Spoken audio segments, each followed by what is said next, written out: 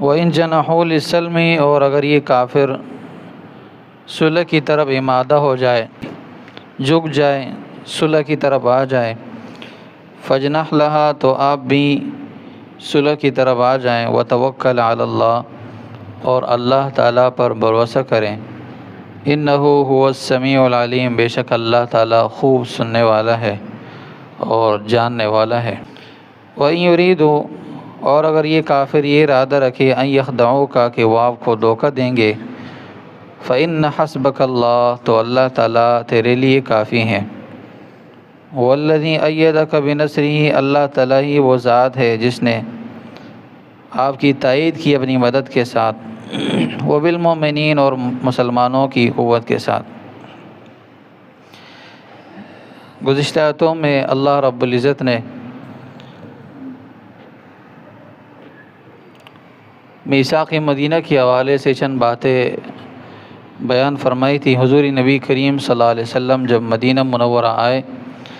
تو آپ صلی اللہ علیہ وسلم نے مدینہ کے اندر جتنے بھی مذاہب کے رہنے والے لوگ تھے ان سب کے ساتھ ایک معاہدہ کیا۔ معاہدہ یہ تھا کہ ہر مذہب والے کو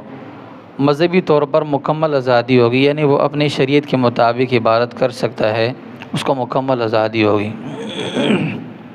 دوسری شرط معاہدے کے اندر یہ تھی کہ کوئی کسی پر ظلم نہیں کرے گا اور ظالم کا ساتھ نہیں دیا جائے گا، مظلوم کا ساتھ دیا جائے گا۔ ظالم اگرچہ اپنے قبیلے کا ہو تو اس کا ساتھ نہیں دیا جائے گا، مظلوم اگرچہ اپنے قبیلے کا نہ ہو اس کا ساتھ دیا جائے گا، یعنی ظالم کا ساتھ نہیں دینا ہے اور مظلوم کا ساتھ دینا ہے، مظلوم کے ساتھ کھڑے رہنا ہے۔ اور یہ بھی شرط تھی ان میں معاہدے میں کہ باہر سے اگر دشمن مدینے پر حملہ کرے گا تو ہم جتنے بھی مذہب کے پیروکار ہیں وہ سارے کے سارے یکجان ہو کر، ایک جسم ہو کر ان پر حملہ کریں گے، مل کر ان پر حملہ کریں گے، اور باہر کی دشمن کی کوئی مدد نہیں کرے گا۔ اگر کسی نے دشمن کی مدد کی تو وہ وعدے کی خلاف ورزی کرنے والا شمار ہوگا۔ تو یہ حضور نبی کریم صلی اللہ علیہ وسلم نے مدینہ کے اندر جو یہود تھے ان سب کے ساتھ معاہدہ کیا۔ لیکن بارہا مدینہ کے اندر جو یہود تھے انہوں نے حضور نبی کریم صلی اللہ علیہ وسلم کے ساتھ اس کیے ہوئے معاہدے کو توڑا، اور بدر کے اندر، اس طرح احد کے اندر اور بہت سارے معرکوں کے اندر انہوں نے مشرکین مکہ کی مدد کی۔ آخر کار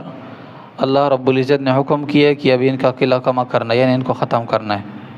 وہ گزشتہ آیتوں کے اندر باتیں بیان ہوئی تھیں۔ پھر اس کے بعد یہ بات بیان ہوئی کہ اگر کسی قوم کے بارے میں یہ پتہ چل جائے کہ ان کے ساتھ ہمارا معاہدہ ہے